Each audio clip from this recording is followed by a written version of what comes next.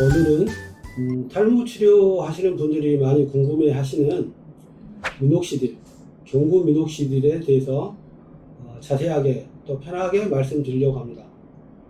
원래 미녹시딜은 고혈압 환자들 치료에 사용하는 먹는 약이었습니다. 그런데 이 약을 먹는 사람들이 몸에도 털이 나고 또 그리고 탈모가 좋아졌다는 이야기를 많이 해서 연구해 보니까 탈모 치료에도 효과가 있었습니다. 그래서 처음에는 다른 약으로 개발했다가 최근에는 이것을 먹는 약으로 사용합니다. 대신에 소량만을 사용하기 때문에 저용량 경구 미녹시딜 요법이라고 합니다. 다만 이 약은 또 부작용이 있을 수 있어서 환자분들이 꼭 아셔야 되는 부작용을 줄이는 방법, 그리고 효과적으로 약을 먹는 방법, 그리고 이 효과는 어떻게 나타나는지에 대해서 오늘은 좀 말씀을 드릴까 합니다. 먼저 미녹시딜은 어떤 약이냐로부터 말씀드리려고 합니다. 고혈압에 사용되는 건데 이 약은 혈관을 확장합니다. 그래서 혈액순환이 좀 더 증가하는 그런 경향이 있는데, 그에 의한 효과로 두피에서는 머리카락의 성장을 더 촉진시킨다든지 잔털이 난다든지 머리카락이 덜 빠진다든지 이런 탈모 치료 효과가 있어서 원래 고혈압 환자들한테는 하루에 이 약을 하루에 한 알에서 세 알 정도는 보통 먹는다고 합니다. 그런데 탈모 치료에 있어서는 이 한 알에 5분의 1에서 한 알 정도를 탈모 치료에 사용합니다. 다만 경구 미녹시딜은 머리카락에만 작용한 게 아니고 우리 몸에 있는 털에도 다 작용할 수 있어서 얼굴의 털이랄지 이런 헤어라인, 팔, 다리 이런 데 털도 굵어지게 하는 특성이 있습니다.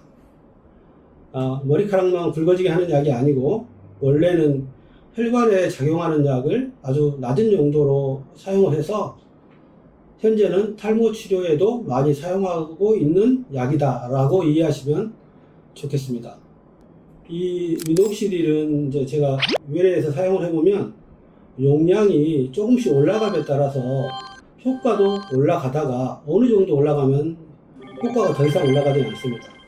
또 반대로 약 용량이 올라가면 부작용이 또 늘어납니다. 그래서 우리가 탈모 치료에 미녹시딜을 사용할 때는 어떻게 하면 그 사람한테 맞는 용량을 찾아내는지, 즉 부작용을 최소화하고 효과를 최대한 올릴 수 있으면 가장 좋겠죠.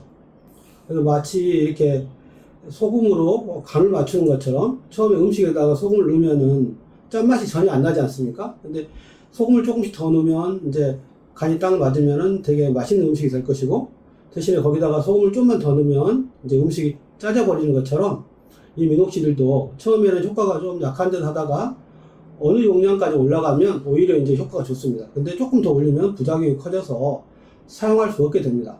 그래서 미녹시딜은 간을 맞추는 것처럼 그 환자한테 적당한 용량을 찾아내는 것이 가장 중요합니다. 그래서 미녹시딜은 환자분들이 복용할 때 자기가 임의적으로 용량을 조절하거나 중단하시면 안 됩니다. 첫 번째는 처음에는 최소 용량으로 시작을 할 것이고, 그리고 반드시 의사의 감독하에 또 상담하에 그 용량을 조절해야 됩니다. 그리고 본인이 자의적으로 먹다가 안 먹다가 이렇게 하시면 안 되고요. 그리고 이제 탈모의 효과만 생각하지 마시고 이 약은 부작용도 있을 수 있으니까 이 약의 부작용으로 나타날 수 있는 심장 박동이 빨라진다 할지, 몸에 털이 너무 과도하게 는다 할지, 또는 몸이 붓는다 할지 이런 부작용도 눈여겨보시면서 미녹시딜을 복용하셔야 됩니다.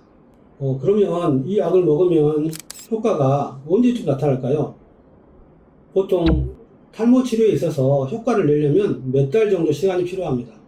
그래서 효과는 한 달에서 세 달 정도는 지나야 나타나고, 처음에 효과를 보시는 분들이 하시는 말씀을 보면 원장님 이제 머리카락이 덜 빠진 것 같아요.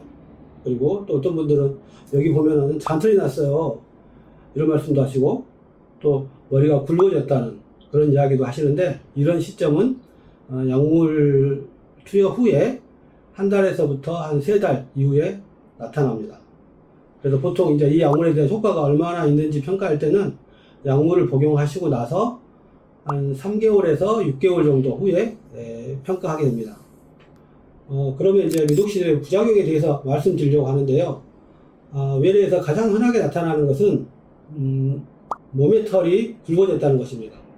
대부분의 환자분들은 별로 그렇게 중요하거나 심한 증상이 나타나지는 않는데 간혹 헤어라인 뿐만 아니라 브렌다로랄지 또 여기 코스염 등이 굵어져서 되게 불편하시다고 하시는 분들도 있고, 또 그리고 팔다리의 털들이 굵어져서 불편하시다고 하시는 분들도 있습니다. 이런 경우에는 이제 미녹시딜의 용량을 좀 줄이거나 또 먹는 횟수를 조절하는 방법이 있고요. 또 어떤 경우는 어쩔 수 없이 다른 약으로 대체해야 되는 그런 경우도 있습니다. 그리고 탈모에 대한 효과는 되게 좋은데 몸에 있는 털이 또 신경이 쓰이신 경우는 드물게 그 보기 싫은 부분은 제모 레이저 시술이 필요로 하고 또 하시는 분들도 있습니다. 다음 두 번째 부작용으로 말씀드리고 싶은 것은 앉았다가 일어났을 때 생기는 기립성 저혈압 증상입니다. 이 약이 고혈압 환자들에서 혈압을 떨추는 약이니까 약간 저혈압 쪽으로 우리 몸을 유도할 것이고, 또 그리고 혈관이 확장되어 있어서 갑자기 앉았다가 일었으면 어지러움증이 있을 수 있습니다. 그래서 이 약을 먹었을 때 맨 처음에는 너무 갑작스럽게 자세를 변화시키는 것은 하지 않으시는 것이 더 좋고요. 그리고 이제 이런 증상이 오래 간다면 꼭 병원에 연락을 주셔서 약물 복용에 대해서 상담을 다시 하셔야 됩니다. 그리고 이제 그 다음 흔한 증상으로는 보면 눈꺼풀이 좀 붓는다든지 얼굴이 붓는 증상, 또 그리고 손과 발 또 발목이 붓는다는 그런 증상들이 있는데, 이건 마찬가지로 혈관이 확장되면서 체액이 혈관에 더 많이 저류되기 때문에 나타나는 증상입니다. 그래서 이런 증상이 있었을 때도 꼭 병원에 이야기를 하시고, 또 병원에 제가 오시면 그런 증상들을 자세하게 기록하고 용량을 조절하거나 약물을 조절해주는 그런 변경을 할 수도 있습니다. 그리고 이제 이 증상은 더 가끔 나타나는 증상인데요. 맥박이 좀 더 빨리 뛰는 것 같다, 심장이 좀 두근거리다는 느낌을 이야기하시는 분들도 있습니다.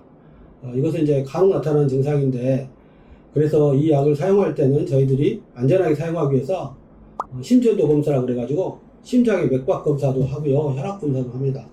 근데 이 증상이 이제 심한 경우는 약물을 중단해야 될 수도 있는데, 그래서 자기가 이 약을 복용하기 전에 부정맥이 있다 할지 또는 다른 심장 질환이 있었는지 꼭 병원에 이야기해 주시고, 병원에서는 이 부분을 되게 신중하게 생각하고 잘 검토하고 약물을 처방할 겁니다.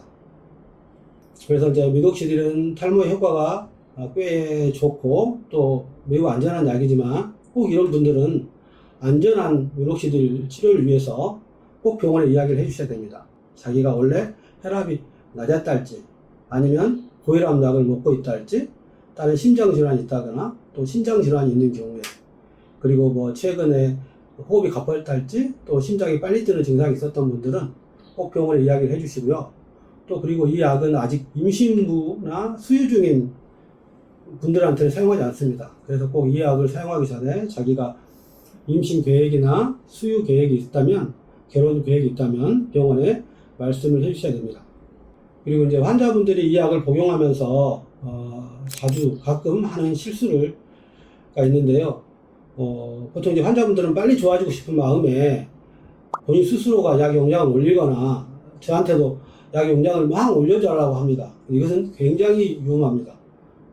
이전에 말씀드린 것처럼 부작용이 있기 때문입니다. 그래서 꼭 용량은 임의대로 올리면 안 되고 병원에서 안내해 주는 대로 그렇게 치료를 시작해야 됩니다. 그리고 약을 복용하다가 이런 증상이 생기면, 혹시 이런 증상이 약물에 의한 부작용이고 약을 중단해야 되거나 용량을 조절해야 되는 건지 알아야 하기 때문에, 이런 증상이 있으면 꼭 병원에 말씀을 해 주셔야 됩니다.